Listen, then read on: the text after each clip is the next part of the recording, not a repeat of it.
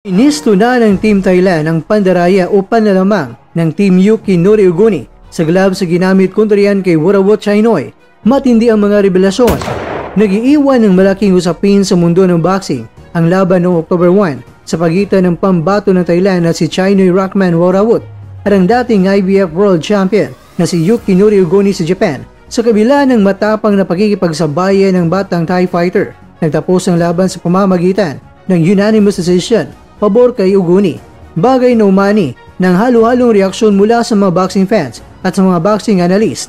Ayon sa promoter na si Sia Hui, malinaw na mayroong naging liado at yan ang panig ni Rahman mula sa simula pa lang ng laban. Ipinupunto nito ang issue sa ginamit na gloves na kung saan pinilit silang gumamit ng winning gloves na may 10 ounces habang itong si Ugoni ay pinahintulutan na gumamit ng Reyes na mayroong 8 ounces na mas kilala sa mas matulis at masakit na mga impact.